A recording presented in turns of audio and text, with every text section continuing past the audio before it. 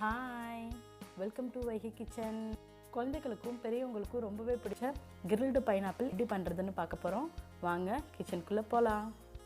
இதுக்கு நான் ஒரு பைனாப்பிள் எடுத்துருக்கிறேன். அதை இந்த மாதிரி கட் பண்ணிவிட்டு அதோட ஸ்கின்னை ரிமூவ் பண்ணிடலாம்.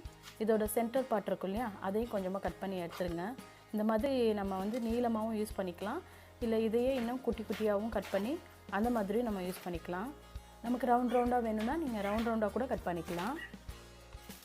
இந்த மாதிரி பேம்போ ஸ்டிக் எடுத்துக்கலாம்.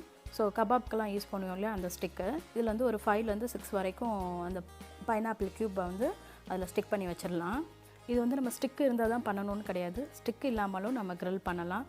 நான் 2 ஷேப்லேயே எடுத்திருக்கேன். ஸோ குட்டி குட்டியாக க்யூபும் எடுத்திருக்கேன், நீளமான இருக்கிறதவும் எடுத்திருக்கேன்.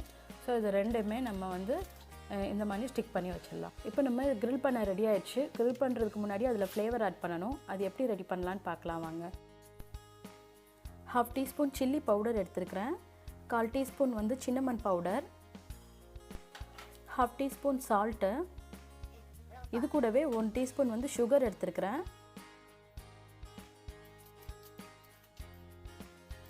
இப்போ நம்ம இதை எல்லா இடத்துலையும் இந்த மாதிரி ஸ்ப்ரிங்கிள் பண்ணிடலாம். நம்ம இந்த மாதிரி ஸ்ப்ரிங்கிள் பண்ணோன்னே இமீடியட்டாக நம்ம டவாவில் வச்சிடணும், இல்லைனா அதில் சுகர் அண்ட் சால்ட் இருக்கனால அது கொஞ்சம் மெல்ட் ஆகி தண்ணி விட ஆரம்பிக்கும். ஸோ அதனால் நீங்கள் ஃபஸ்ட்டு இதெல்லாம் நல்லா காய வச்சு எடுத்து வச்சுக்கோங்க. இதில் நான் இப்போ நல்லா பட்டர் அப்ளை பண்ணியிருக்கேன். நீங்கள் கிரில் இருந்துச்சுன்னா கிரில் யூஸ் பண்ணுங்கள். அப்படி இல்லைன்னா ஒரு பெரிய ஃப்ளாட்டட் டவா இருந்ததுன்னா அதுலேயே நம்ம யூஸ் பண்ணிக்கலாம். இப்போ நம்ம இதில் ஸ்டிக் பண்ணி வச்சுருந்த எல்லா பைனாப்பிளையும் வச்சிடலாம். ஸோ இது நல்லா ஒன் சைடு ரோஸ்ட் ஆகட்டும். ஸோ கொஞ்சம் நல்லா ரோஸ்ட் ஆச்சுன்னு தெரிஞ்சதுக்கப்புறம் நம்ம அப்படியே ஒவ்வொரு சைடாக டர்ன் பண்ணி வைக்கலாம். கொஞ்சம் அந்த கிரில் பண்ண மாதிரி அந்த ப்ரௌன் கலர் வர வரைக்கும் நம்ம வெயிட் பண்ணணும். நம்ம ஃப்ளேவர் மிக்ஸ் ரெடி பண்ணோம் இல்லையா, அது கூடவே நம்ம டொமேட்டோ கெச்சப்பும் நீங்கள் ஆட் பண்ணிவிட்டு அதை நீங்கள் இந்த பைனாப்பிளில் அப்ளை பண்ணி இந்த மாதிரி டோஸ்ட் பண்ணிங்கன்னா உங்களுக்கு அந்த பார்பிக்யூ டேஸ்ட் கிடைக்கும்.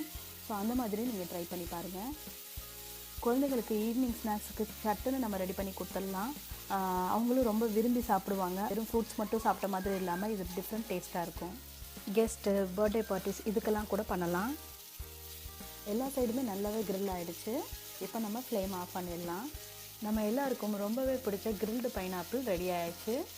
இதை நீங்களும் உங்கள் வீட்டில் ட்ரை பண்ணி பாருங்கள். டேஸ்ட் எப்படி இருந்துச்சுன்னு கமெண்ட் பாக்ஸில் சொல்லுங்கள். இந்த மாதிரி ஈஸியாக, டேஸ்டியாக, ஹெல்த்தியாக சமைக்க நம்ம வைகை கிச்சனுக்கு சப்ஸ்கிரைப் பண்ணுங்கள். இந்த வீடியோ உங்களுக்கு பிடிச்சிருந்தா லைக் பண்ணுங்கள், ஷேர் பண்ணுங்கள், மறக்காமல் பெல் ஐக்கானை கிளிக் பண்ணுங்கள். உங்களை இதே மாதிரி ஒரு நல்ல ரெசிபியோட நெக்ஸ்ட் வீடியோவில் சந்திக்கிறேன். பாய்.